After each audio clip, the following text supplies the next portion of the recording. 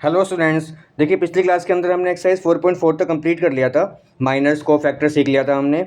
और एक्सरसाइज 4.5 में हमने क्वेश्चन नंबर 1-2 भी कंप्लीट कर लिया था, जिसमें हमने एडजॉइन सीखा था। आपको याद होगा एक्सरसाइज 4.5 में क्वेश्चन नंबर 1 है जो 2x2 ऑर्डर की मैट्रिक्स है, उसमें बेसिकली हमें एडजॉइन निकालना है। तो 2x2 ऑर्डर की मैट्रिक्स में एडजॉइन कैसे निकालते हैं, सिंपल बताया था मैंने आपको, शॉर्टकट तरीका होता है। डायगनल लेफ्ट डायगनल को आप इंटरचेंज कर दो और लेफ्ट डायगनल को आप इंटरचेंज कर दो। 1 की जगह 4 और 4 की जगह 1, और राइट डायगनल के आप साइन चेंज कर दो, -2 -3, शॉर्टकट तरीके से। बाकी लॉन्ग कट तरीका होता है कि कोफैक्टर्स को लिख लो, C11 C12 C21 C22, उनके साइन चेंज करो और ट्रांसपोज करो, ऐसे भी निकाल सकते हो। क्वेश्चन नंबर 2 के अंदर 3x3 ऑर्डर की मैट्रिक्स है, सारे कोफैक्टर्स को लिख लेंगे। सारे कोफैक्टर्स का स्ट्रक्चर बनाएंगे, पहले C11 C12 C13 C21 C22 C23 C31 C32 C33। पहला काम ये है सबको स्ट्रक्चर में लिखना, फिर उनकी वैल्यूज़ निकालना एक एक करके, फिर चारों के साइन चेंज करना जो सर्कल्ड है, ठीक है। उसके बाद जब हम कर देंगे तो फिर उस पर ट्रांसपोज करना। पहला है सारे कोफैक्टर्स को निकालना, दूसरा है चारों जो कोफैक्टर्स हैं उनके साइन चेंज करना, और तीसरा ट्रांसपोज करना। ये 3 स्टेप होते हैं एडजॉइंट ऑफ ए में, ठीक। चलो अब आते हैं क्वेश्चन नंबर 3 पे और 4 पे। इसमें वेरीफाई करना है ए इंटू एडजॉइंट ऑफ ए। ए तो हमारी मैट्रिक्स है, ठीक। साथ में इसके अटैच होकर आएगी लेफ्ट हैंड साइड में adjoint of A. Adjoint of A क्या है, लेफ्ट डायगोनल को एक्सचेंज कर दो, 2x2 में शॉर्टकट है, -6 2 की जगह पे और -6 की जगह पे 2, और सेकंड डायगोनल को सेम रखो, बस साइन चेंज करना है, -3 और ये हो जाएगा +4। सेकंड डायगोनल के साइन चेंज और लेफ्ट डायगोनल के फर्स्ट डायगोनल को इंटरचेंज, एलिमेंट्स इंटरचेंज, उसमें साइन चेंज नहीं होगा। ये एडजॉइंट ऑफ ए आ गया। आप इन दोनों की मल्टीप्लिकेशन करोगे तो 0 0 0 0 बनेगा, तो उसका मतलब 0 मैट्रिक्स आ गई है।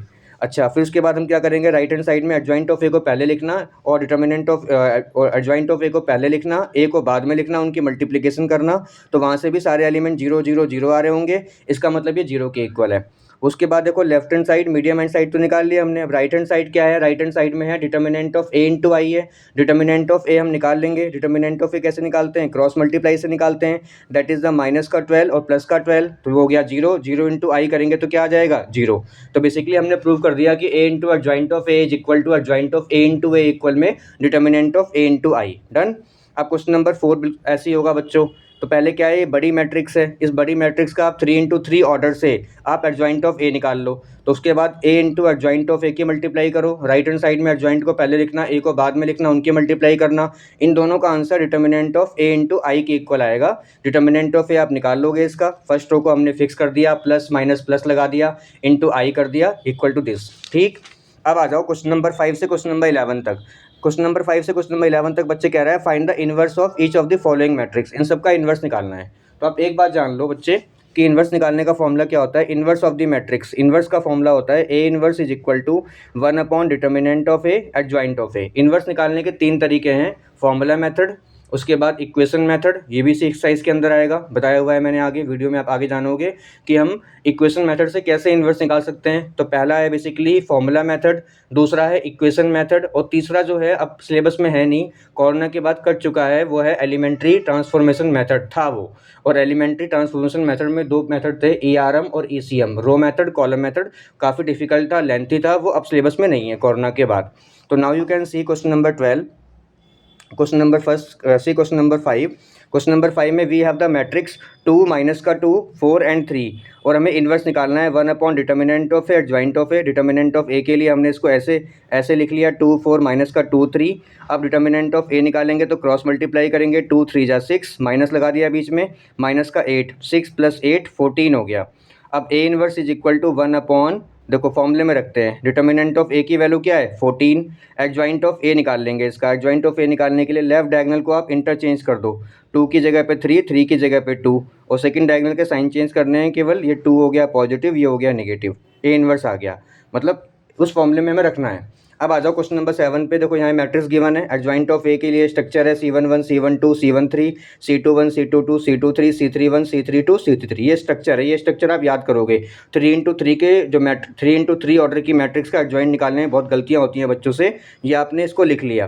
फिर आपको इन चारों जो सर्कल है इनके साइन चेंज करने हैं बाद में, और तीसरा आपको ट्रांसपोज करना है। अब देखो C11 का मतलब क्या है, कोफैक्टर 1 1, हम कोफैक्टर को C से दिखाते हैं, कोई कोफैक्टर को A से दिखाता है। C11 का मतलब है फर्स्ट रो फर्स्ट कॉलम को लीव करो, क्रॉस मल्टीप्लाई करो, 10 - 0 10, सपोज करो आपको C2 निकालना है, तो सेकंड रो सेकंड कॉलम को लीव करो, क्रॉस मल्टीप्लाई करो, 5 1 जा 5 माइनस का 0, 5 आ गया। उसके बाद C3 निकालना है, थर्ड रो थर्ड कॉलम को लीव करो और ऐसे क्रॉस मल्टीप्लाई करो, 2 1 जा 2 माइनस का 0, 2 आ गया। सपोज आपको C3 निकालना है, तो C3 के लिए थर्ड रो फर्स्ट कॉलम को लीव करो, क्रॉस मल्टीप्लाई करो, 4 2 जा 8 माइनस का 6, 2 आ गया। ऐसे आपको सपोज C2 निकालना है, तो सेकंड रो थर्ड कॉलम को रिमूव करो, छोड़कर जो बचेगा उनकी क्रॉस मल्टीप्लाई कर दो, ये आ गया। तो सारे कोफैक्टर्स ऐसे निकालने हैं, जो सर्कल्ड है उनके साइन चेंज करने हैं, पॉजिटिव को नेगेटिव, नेगेटिव को पॉजिटिव, उसके बाद ट्रांसपोज कर देना है। ट्रांसपोज करने के लिए फर्स्ट रो को फर्स्ट कॉलम, सेकंड रो को सेकंड कॉलम, थर्ड रो को थर्ड कॉलम, तो ये आ जाएगा 3 × 3 ऑर्डर का एडजॉइंट ऑफ ए। अब हमें ए इनवर्स का formula 1 determinant of A adjoint of A. Determinant of A की वैल्यू आई थी हमारे पास 10, वो हमने यहाँ रख दिया, एडजॉइंट ऑफ ए हमने उठा के यहाँ रख दिया। बस अब इसको सॉल्व नहीं करना, ना डिवाइड करना है अंदर किसी भी एलिमेंट को 10 से, बस एज इट इज़ छोड़ दो। इसको कर सकते हैं डिवाइड, अगर हम चाहें तो हर एक एलिमेंट को 10 से डिवाइड कर सकते हैं, बट करेंगे नहीं। Now see question number 13। देखो बच्चे, क्वेश्चन नंबर 5 से क्वेश्चन नंबर 11 तक सारे ऐसे होंगे। क्वेश्चन नंबर 12 में हमें ए है हमारे पास, बी है हमारे पास, और हमें वेरीफाई करना है ए बी का inverse is equal to B inverse A inverse. तो पहले आप ए और बी की मल्टीप्लाई करना, जो मल्टीप्लाई करने पे बनेगी मैट्रिक्स सी बनेगी, उसका इन्वर्स निकालना। तो C inverse is equal to 1 determinant of C adjoint of C. Determinant जो इन दोनों की मल्टीप्लिकेशन से मैट्रिक्स बनेगी वो सी मैट्रिक्स होगी। अब उसका इन्वर्स निकालने के लिए क्या चीज़ की रिक्वायरमेंट है, डिटर्मिनेंट ऑफ सी। तो जो मैट्रिक्स बनेगी उनका डिटर्मिनेंट निकालना, फिर उसका एडजॉइंट निकालना शॉर्टकट तरीके से, है ना, और वो आ जाएगा left hand side. Right hand side में पहले आपको बी इन्वर्स चाहिए, तो बी इन्वर्स के लिए 1 डिटर्मिनेंट ऑफ बी, मतलब इसका डिटर्मिनेंट और एडजॉइंट ऑफ बी, और ए इन्वर्स के लिए 1 determinant of A, cross multiply 15 minus का 14 1 इंटू एडजॉइंट ऑफ ए। फिर नंबर्स की आपको मल्टीप्लाई कर देनी है, एडजॉइंट की मल्टीप्लाई कर देनी है, तो वही आंसर आएगा जो लेफ्ट हैंड साइड का आएगा। जब आप दो मैट्रिक्स की मल्टीप्लाई करोगे राइट हैंड साइड में adjoint of A into adjoint of B की, तो you will get the same answer which is written in the left hand side. Now see question number 13। बच्चे, क्वेश्चन नंबर 13 की अगर हम बात करें तो हमारे पास एक मैट्रिक्स है, this is the matrix A, that is 3 1 minus, matrix A हमारे पास 3 1 माइनस का 1 2, और हमें शो करना है ए स्क्वायर माइनस का 5a प्लस 7i इक्वल में 0। देखो ऐसे क्वेश्चन आप बहुत सारे ना एक्सरसाइज 3.2 3.3 में कर चुके हो मैट्रिक्स के अंदर, जहाँ पे आपने शो किया हुआ है इसको। तो हमें शो करने के लिए क्या है, हमारे पास एक मैट्रिक्स है और हमें शो करना है ए स्क्वायर माइनस का 5a plus 7i equal to 0। तो सबसे पहले आप ए स्क्वायर निकालोगे, है ना, शो अपने आप कर लेना, शो नहीं किया हुआ मैंने। शो कैसे करोगे, पहले ए स्क्वायर निकालना, ए इंटू ए करके, फिर 5 से ए इंटू करके ए में 5a निकाल लेना, 7 से इंटू करके आई में 7i लिख लेना, उन तीनों को ऐड सब्ट्रैक्ट कर लेना, 0 के इक्वल आएगा, इट मीन्स ये प्रूव हो गया। अब हमें इसी वाली इक्वेशन से क्या करना है, बेसिकली ए इन्वर्स निकालना है। तो ए इन्वर्स निकालने के लिए देखो ए यहाँ पे लिखा हुआ है कि पहले लिखा हुआ है जिस सीधा क्वेश्चन नंबर 13, इसमें हमें शो करना है कि ये वाली इक्वेशन 0 के इक्वल है। शो तो आपने पहले भी किया हुआ है, इसमें भी कर दो, कोई दिक्कत नहीं है। शो करने के बाद क्या लिखा हुआ है, हैंस फाइंड ए इन्वर्स। पता है हैंस का मतलब क्या होता है, इसमें फॉर्मूला यूज़ नहीं करना। ए इन्वर्स निकालने के 3 रास्ते हैं, एक फॉर्मूला मेथड, दूसरा है इक्वेशन मेथड, और तीसरा है बेसिकली हमारे पास ETM method, elementary transformation method. वो डिलीट हो गया, कोरोना में वो हटा दिया गया है। अब बचे हमारे पास 2 मेथड, एक फॉर्मूला मेथड और एक बेसिकली इक्वेशन मेथड। तो यहाँ पे जो ए इन्वर्स निकालना है वो हमें इक्वेशन मेथड से निकालना है, बिकॉज हैंस लिखा हुआ है, हैंस जहाँ लिखा होता है वहाँ पे हमें इक्वेशन मेथड से निकालना है। देखो तो ये आपने प्रूव कर दिया। अब आप दोनों साइड में ए इन्वर्स से मल्टीप्लाई कर दो, तो ए इन्वर्स दैट इज़ इस ए स्क्वायर को ब्रेक कर लेंगे, ए इंटू ए इन्वर्स, ए को हमने बाहर लिख लिया, 5 ए इंटू ए इन्वर्स हो गया हमारा आई, 7 ए इन्वर्स की मल्टीप्लाई आई में करेंगे तो 7 A inverse is equal to 0। उसके बाद A into A inverse is equal to I into A is equal to A minus का 5i plus 7 A inverse is equal to 0, 7 A inverse is equal to 5i minus का A into A inverse हो गया आई into ए हो गया हमारा A inverse is equal to 1/7 5i minus A. तो A inverse की value क्या आ रही है, 1/7 5i माइनस ए आ रही है। अब आप समझो, तो ए इन्वर्स आ गया 1/7, 5i का मतलब 5 की मल्टीप्लाई आइडेंटिटी मैट्रिक्स में 5 0 0 5 माइनस ए का मतलब जो मैट्रिक्स ए हमें गिवन है उसको हमने यहाँ लिख लिया। तो A inverse is equal to 1/7, इनको माइनस कर दो, 5 माइनस का 3 2, 0 माइनस का 1 माइनस का 1, 0 माइनस का 1, 0 प्लस का 1 1, 5 में से 2 गया 3। तो ये बन गया बेसिकली हमारे पास ए इन्वर्स आ गया। अब आप देखो हमने ए इन्वर्स निकाला इक्वेशन मेथड से, अब हमें वेरीफाई करना है कि क्या हमारा ए इन्वर्स का आंसर करेक्ट है या रॉन्ग है। तो वेरिफिकेशन करने के लिए हमारे पास फॉर्मूला मेथड है, पहले वाला मेथड है, उससे वेरीफाई कर लो। ए इन्वर्स का फॉर्मूला होता है 1 upon determinant of A adjoint of A. One upon determinant of A adjoint of A. Determinant of A की जो वैल्यू है वो आप निकाल लोगे, है ना। डिटर्मिनेंट ऑफ ए कैसे निकालोगे, क्वेश्चन नंबर 13 में क्रॉस मल्टीप्लाई 6 माइनस माइनस 1 7 हो गया। तो देखो 1/7 लिखा हुआ है ना, 1/7 यहाँ पे ऑलरेडी यहाँ पे लिखा हुआ है, आ रहा है। और एडजॉइंट ऑफ ए कैसे निकालते हैं, डायगोनल 1 को आप इंटरचेंज करो तो वो हो जाएगा 2 3, सेकंड डायगोनल के साइन चेंज कर दो -1 1, तो बेसिकली ये ए इनवर्स आ गया। इस प्रकार से हमने वेरीफाई कर लिया कि इक्वेशन मेथड से आया हुआ ए इनवर्स सेम है फॉर्मूले मेथड से। चलो अब आते हैं क्वेश्चन नंबर 14 पे। क्वेश्चन नंबर 14 में बच्चे मैट्रिक्स गिवन है, ए स्मॉल बी की वैल्यू निकालनी है, A square plus A I plus B I equal में 0। तो पहले आप ए स्क्वायर निकाल लेना, फिर स्मॉल ए की मल्टीप्लाई सारे मैट्रिक्स के सारे एलिमेंट में करना, फिर बी की मल्टीप्लाई आइडेंटिटी मैट्रिक्स के सारे एलिमेंट में करना, उन तीनों को ऐड करके 0 0 0 0 के इक्वल कर देना। स्मॉल ए स्मॉल बी की वैल्यू आ जाएगी, दो इक्वेशन बनेंगी, उनको एलिमिनेशन मेथड से सॉल्व कर लेना। क्वेश्चन नंबर 15 के अंदर हमें मैट्रिक्स गिवन है और हमें शो करना है इसको 0 के इक्वल। ये क्वेश्चन भी आपने पहले किए होंगे। पहले आप ए की पावर 3 निकालना, ए की पावर 3 निकालने के लिए पहले ए स्क्वायर निकालना, ए स्क्वायर के लिए पहले ए इंटू ए निकालना, उसके बाद ए स्क्वायर आएगा उसमें फिर से ए से इंटू करना, तो फिर हमारे पास ए की पावर 3 आ जाएगा।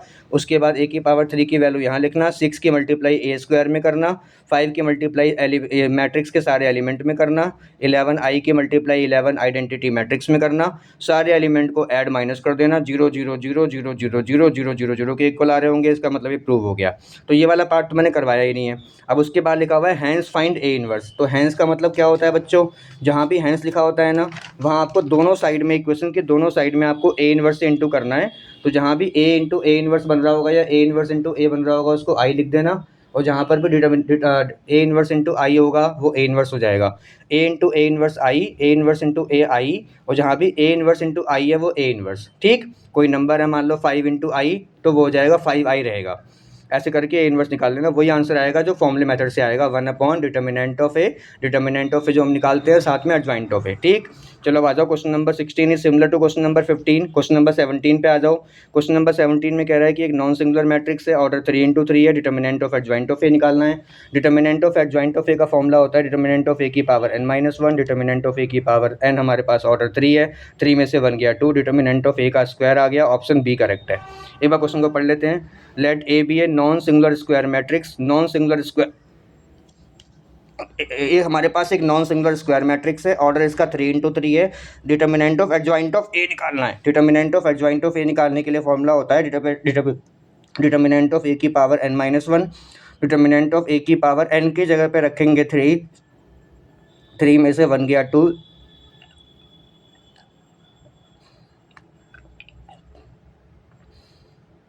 डिटर्मिनेंट ऑफ ए का स्क्वायर आ गया, ऑप्शन बी करेक्ट है। अब आ जाओ क्वेश्चन नंबर 18 पे। If A is an invertible matrix of order 2 then determinant of A inverse.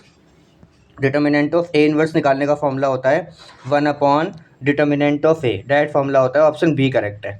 तो आप देखो दोनों के ऑप्शंस बी करेक्ट हैं, उसका ही बी करेक्ट है, इसका ही बी करेक्ट है। ठीक है बच्चे, now we start the matrix method. देखो मैट्रिक्स मेथड में क्या है, हमारे पास दो टाइप के सिस्टम्स होते हैं, एक कंसिस्टेंट और एक inconsistent. A system of equations is said to be consistent if its solution और वन और एग्जिस्ट। अगर किसी भी इक्वेशंस के सॉल्यूशन एग्जिस्ट करता है तो उसको कंसिस्टेंट कहते हैं, और सॉल्यूशन एग्जिस्ट नहीं करता मतलब नो सॉल्यूशन है तो उसको बोलते हैं इनकंसिस्टेंट। अब देखो मैट्रिक्स मेथड में क्या होता है, सबसे पहले हमारे पास A X is equal to B होगा तो X is equal to A inverse B आएगा। आगे बढ़ो, इसमें क्या करना होता है बच्चे, फर्स्ट ऑफ ऑल हम डिटर्मिनेंट ऑफ, ऐसे जब हमारे पास कोई भी दो इक्वेशन गिवन होती हैं एक्स वाई की टर्म्स में या एक्स वाई जेड की टर्म्स में, हमारे पास 3 इक्वेशंस गिवन होती हैं, तो हम क्या करते हैं, सबसे पहले फर्स्ट ऑफ ऑल हम डिटर्मिनेंट ऑफ ए निकालते हैं। अगर determinant of A equal to 0 आ रहा है तब तो हम डाल देंगे उसको डज नॉट एग्जिस्ट, फिर उसके अलग अलग केसेस हैं। और determinant of A equal to, अगर determinant of A not equal to 0 आ रहा है तो पहले वाले केस में क्या हो रहा है, determinant of A not equal to 0 मतलब कुछ ना कुछ वैल्यू आ रही है, नॉन जीरो वैल्यू आ रही है, इसका मतलब ये हो गया कि ये हमारा इन्वर्स एग्जिस्ट करता है। और जहाँ इन्वर्स एग्जिस्ट करता है वहाँ कोई दिक्कत नहीं है, वहाँ पे एक्स वाई जेड की वैल्यू आराम से आ जाएगी। लेकिन दिक्कत कहाँ पे है, जहाँ पे डिटर्मिनेंट ऑफ ए की वैल्यू 0 आए, इन्वर्स एग्जिस्ट ना करे, उस केस में हम क्या करेंगे, if A is a singular matrix. देखो अगर determinant of A not equal to 0 आ रहा है तो वो नॉन सिंगुलर मैट्रिक्स है, लेकिन अगर determinant of A equal to 0 आ रहा है तो उसको बोलते हैं सिंगुलर मैट्रिक्स। उस केस में हम adjoint of A into B निकालते हैं। तो बच्चे किस केस में निकालते हैं, अगर determinant of A not equal to 0 आ रहा है, मान लो 5 आ रहा है, तब उसको बोलेंगे नॉन सिंगुलर मैट्रिक्स। तब तो कोई दिक्कत नहीं है, आप एडजॉइंट ऑफ ए भी निकालो, 1 अपॉन डिटर्मिनेंट ऑफ ए 5 रख दो, एडजॉइंट ऑफ ए लिख दो, you will get the answer of X Y Z also by matrix method. बताऊंगा, एक्सप्लेन करूंगा अभी आगे। बट इस केस में जब determinant of A equal to 0 आ गया तो हमारे फॉर्म इन्वर्स का फॉर्मूला क्या होता है, that is 1 upon determinant of A adjoint of A, तो 1 अपॉन 0 इनफाइनाइट इनटू दिस करेंगे, तो इन्वर्स का फॉर्मूला होता है 1 upon determinant of A into adjoint of A. Determinant of A रखा आपने 0, तो 1 अपॉन 0 हो गया इनफाइनाइट, इनफाइनाइट के मल्टीप्लाई करोगे तो इनफाइनाइट आएगा। इस केस में आपको दो अलग अलग केस बनाने पड़ेंगे। जब डिटर्मिनेंट ऑफ ए 0 आएगा तो आपको adjoint of A into B निकालना है, तो that is adjoint of A into B अगर नॉन जीरो है, जीरो के इक्वल नहीं आ रहा है, adjoint of A into B not equal to 0, then solution does not exist, system is inconsistent. पता है क्यों? क्योंकि ए इनवर्स का फॉर्मूला होता है 1 upon determinant of A into adjoint of A. तो adjoint of A into B की अगर मल्टीप्लाई 0 के इक्वल नहीं आ रही, सपोज 5 आ रही है, 6 आ रही है, तो 6 अपॉन में 0, डिटर्मिनेंट ऑफ ए 0 है वो नीचे है, adjoint of A into B की वैल्यू कुछ भी है, नॉन जीरो वैल्यू है, मान लो 7 है, तो 7 अपॉन में 0 क्या हो जाएगा, इनफाइनाइट। तो solution does not exist, clearly वो क्लियर लिखा हुआ है कि नो सॉल्यूशन है, इनकंसिस्टेंट है। और बच्चों अगर adjoint of A into B की वैल्यू 0 आ गई, उस केस में हम क्या करेंगे, ऊपर भी 0 नीचे भी 0, और जब भी 0 अपॉन 0 होता है इसका कोई हल नहीं है, इसको हम बोल सकते हैं इट कैन बी कंसिस्टेंट और inconsistent, it can have the infinitely many solutions based on the consistent, और इनकंसिस्टेंट के बेस पे हम बोल सकते हैं that is it has no solution. ठीक, चलो बढ़ते हैं आगे, एक समझते हैं एग्जाम्पल। देखो ये एग्जाम्पल है बच्चे, solve the system of equations. ये 2 इंटू 2 वाला एग्जाम्पल है, 2 इंटू 2 ऑर्डर की मैट्रिक्स है। तो सबसे पहले क्या करेंगे, हम एक मैट्रिक्स बनाएंगे, दैट इज़ फर्स्ट कॉलम को हमने, जो हमारे पास कॉफिशिएंट ऑफ एक्स है उनको हमें फर्स्ट कॉलम में लिखना है, कॉफिशिएंट ऑफ वाई को हमें सेकंड कॉलम में लिखना है। उसके बाद जो हमें वेरिएबल्स की वैल्यू निकालनी है एक्स वाई, वो हमें कैपिटल एक्स में लिखना है, और जो नंबर्स हैं वो हमें कैपिटल बी में लिख देना है मैट्रिक्स में। तो by matrix method A X is equal to B, तो अगर A X is equal to B होगा तो X is equal to A inverse B होगा। ठीक, तो सबसे पहले हम ए इनवर्स निकाल लेते हैं। ए इनवर्स का फॉर्मूला होता है 1 upon determinant of A, determinant of A आप निकाल लोगे ऐसे कर क्रॉस मल्टीप्लाई करके, 4 माइनस 11 माइनस का 11, एडजॉइंट ऑफ ए आपने लिख लिया, फर्स्ट को एक्सचेंज कर दिया, सेकंड के साइन चेंज कर दिए, ये हो गया। तो X is equal to A inverse ये लिख लिया, साथ में बी को लिख लिया, मल्टीप्लाई कर दी, X is equal to this, Y is equal to this, ये हमारे आंसर्स हैं। अब आप देखो एक्सरसाइज 4.6 देखो ध्यान से। एक्सरसाइज 4.6 में क्वेश्चन नंबर 1 से क्वेश्चन नंबर 6 में कह रहा है कि एग्जामिन द कंसिस्टेंसी, हमें कंसिस्टेंसी को एग्जामिन करना है कि कंसिस्टेंट है या इनकंसिस्टेंट है। तो देखो हमें इक्वेशन गिवन है बच्चे, x प्लस 2y इक्वल में 2 और 2x प्लस 3y इक्वल में 3। तो कैसे एग्जामिन करते हैं, फर्स्ट ऑफ ऑल हम सारे कॉफिशिएंट ऑफ x को पहले कॉलम में लिख लेंगे, सारे कॉफिशिएंट ऑफ y को सेकंड कॉलम में लिख लेंगे, ये बन गई हमारी मैट्रिक्स है। इक्वल के बाद के नंबर्स को हम बी में लिख लेंगे और एक्स वाई को हमने कैपिटल एक्स में लिख दिया। ठीक, अब देखो बाय मैट्रिक्स मेथड, सबसे पहले हम डिटर्मिनेंट ऑफ ए निकालेंगे। डिटर्मिनेंट ऑफ ए के लिए हम क्रॉस मल्टीप्लाई करते हैं। देखो एक बात का ध्यान रखना, मैट्रिक्स का सिंबल ऐसे होता है क्लोज, डिटर्मिनेंट का सिंबल ओपन होता है। डिटर्मिनेंट निकालने के लिए क्रॉस मल्टीप्लाई, 3 1 जा 3 माइनस का 4 माइनस का 1 आ गया, and this -1 not equal to 0। Determinant of A अगर 0 आ जाएगा तब तो हो जाएगी सिंगुलर मैट्रिक्स, उस केस में हम adjoint of A into B भी निकालेंगे, चेक करने के अलग अलग केसेस हैं। लेकिन अगर 0 नहीं आ रहा तो अच्छी बात है, इन्वर्स एग्जिस्ट करता है, नॉन सिंगुलर मैट्रिक्स है। तो so A inverse exist if it is non singular, उसको मतलब हमारे पास इसके 3-4 नाम है कि ए इन्वर्स एग्जिस्ट करता है, it is non singular, non singular भी कहते हैं, कंसिस्टेंट भी कहते हैं, यूनिक भी कहते हैं, एग्जैक्टली वन सॉल्यूशन भी कहते हैं, किसी भी नाम से आप प्रोनाउंस कर सकते हो, non singular, consistent, unique, exactly one solution. अब ए इनवर्स निकालना है, इसका फॉर्मूला होता है 1 upon determinant of A adjoint of A. Determinant of A की जगह माइनस का 1 लिख दिया, एडजॉइंट ऑफ ए कैसे निकालेंगे, डायगोनल 1 को आप इंटरचेंज कर दो, सेकंड का साइन चेंज कर दो, वो हमने यहाँ लिख दिया। जब 1 से 1 अपॉन 1 खत्म, माइनस से जब मल्टीप्लाई करेंगे तो मैट्रिक्स के सारे, जो मैट्रिक्स के अंदर के सारे एलिमेंट के साइन चेंज हो जाएंगे, और ये हमारे पास ए इनवर्स आ गया। नाउ सी,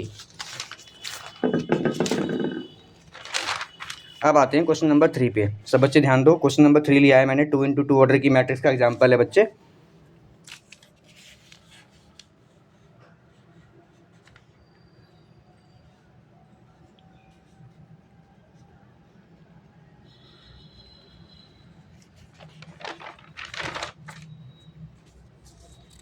हाँ, एक चीज़ और बताई थी मुझे आपको, जैसे हमने यहाँ पे ए इनवर्स तो निकाल लिया, ठीक है, क्वेश्चन नंबर 1 के अंदर। एक क्वेश्चन नंबर आप देखो ये डिफरेंट क्वेश्चन है। ये क्वेश्चन नंबर देखो 3। क्वेश्चन नंबर 3 में क्या है, x + 3y = 5, 2x + 6y = 8। तो फर्स्ट ऑफ ऑल सारे कोफिशिएंट ऑफ x को हमने पहले कॉलम में लिख लिया, कोफिशिएंट ऑफ y को सेकंड कॉलम में लिख लिया, इक्वल के बाद के नंबर्स को b में लिख लिया, जो वेरिएबल्स निकालने हैं उसको हमने x में लिख लिया। डिटर्मिनेंट ऑफ a निकालने के लिए क्रॉस मल्टीप्लाई, डिटर्मिनेंट का साइन बनाया, क्रॉस मल्टीप्लाई करी, 6 - 6 0 आ गया। अगर डिटर्मिनेंट ऑफ ए 0 आ गया तो ये क्लियर इंडिकेशन है कि ए इनवर्स एग्जिस्ट नहीं करेगा। क्यों नहीं करेगा? क्योंकि ए इनवर्स का formula 1 determinant of A adjoint of A होता है। डिटर्मिनेंट ऑफ ए अगर 0 आ गया तो 1/0 क्या हो जाएगा? इनफाइनाइट। इनफाइनाइट इंटू दिस करेंगे तो इनफाइनाइट।